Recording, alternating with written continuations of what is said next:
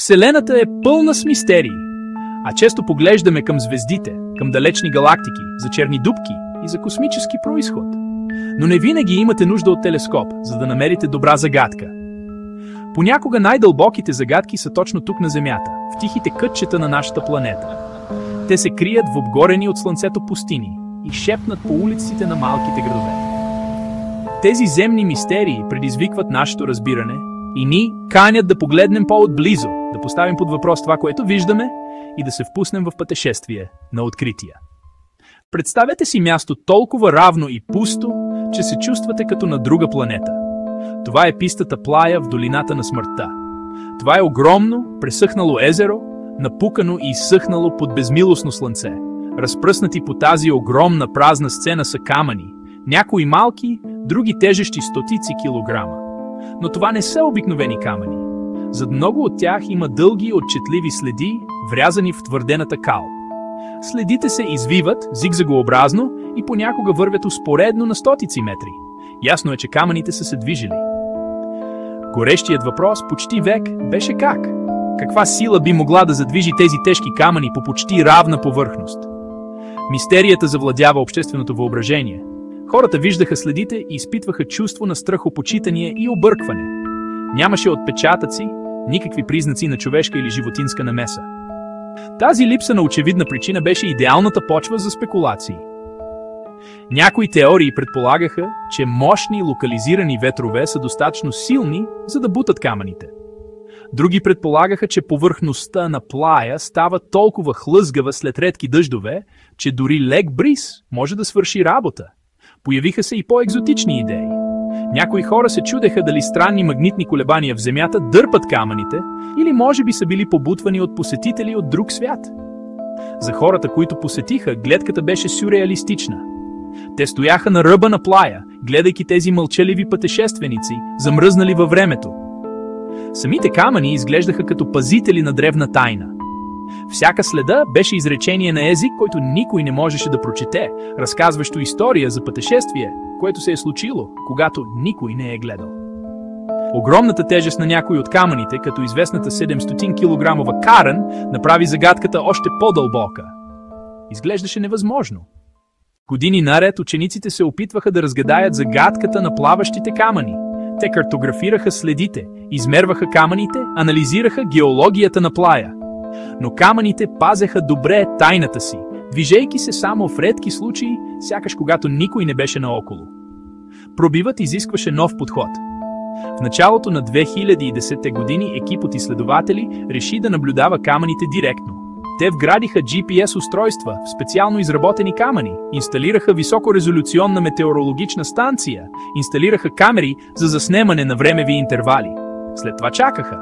2 зими нищо не се случи. Пустинята остана неподвижна, камъните си стояха на място. Вселената не винаги се представя по поръчка. След това, през зимата на 2013 година, най-накрая се появиха идеалните условия. Беше космическо съвпадение на прости съставки – вода, лед, вятър. Първо, рядка буря донесе достатъчно дъжд, сняг, за да покрие Плая с няколко сантиметра вода. Раздел 4 – фантомният звук на Таос. Сега нека пътуваме около 500 мили на изток до високопланинския пустинен град Таос, Ню Мексико. Тук мистерията не е визуална, тя е акустична. От началото на 90-те години някои жители съобщават, че чуват постоянен, нискочестотен звук. Наричат го Таос хъм. Тези, които го чуват, го описват като бръмчене или жужене. Подобно на звука на дизелов двигател, работещ на празен ход в далечината. Но няма двигател. Звукът изглежда идва от всякъде и от никъде едновременно. Това е побъркващ, натрапчив шум за засегнатите.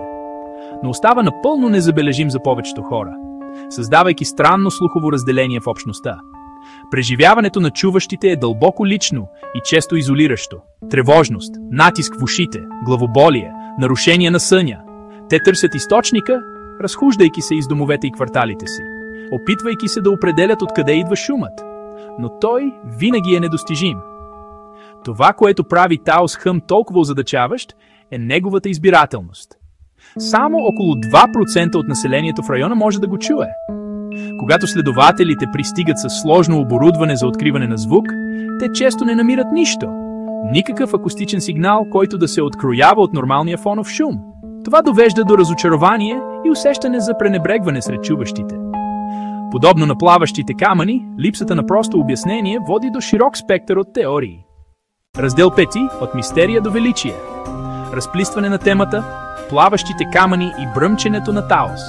Плаващите камъни от долината на смъртта и фантомното бръмчене на Таос. Едното е тихо, визуално зрелище в ненаселена пустиня, другото е невидимо, чуваемо мъчение в населен град. И двете истории осветяват самата същност на научния процес. Започваме с мистерия, феномен, който противоречи на нашите очаквания. Първият ни импулс е да запълним тази празнина с истории. За призраци, за извънземни, за тайни заговори. Тези истории са вълнуващи, но не са отговори. Науката предоставя инструментите, за да се придвижи отвъд разказването на истории. Погледнете плаващите камъни. Десетилетия наред мистерията беше платно за нашето въображение. След като учените инсталираха своите камери и GPS тракери, те не просто гадаеха, те наблюдаваха. Те събираха данни. И тези данни разкриха истина, по-сложна и елегантна. Танцът на леда, вятъра и водата е симфония на физиката. Разбирането му не убива магията, той я превръща в по-голяма оценка за силите, които оформят света. Бръмченето на Таос представлява по-сложно предизвикателство. Разследването продължава, загадката може да включва сложно взаимодействие между външна физика, вътрешна човешка биология. Но подходът е същият – събиране на доказателства, тестване на хипотези и елиминиране на възможности. Независимо дали бръмченето се проследява до индустриален инфразвук, уникални геоложки вибрации или особеност на човешкото възприятие, преследването на отговора задълбочава нашите знания за акустиката, неврологията и самата природа на сетивното преживяване.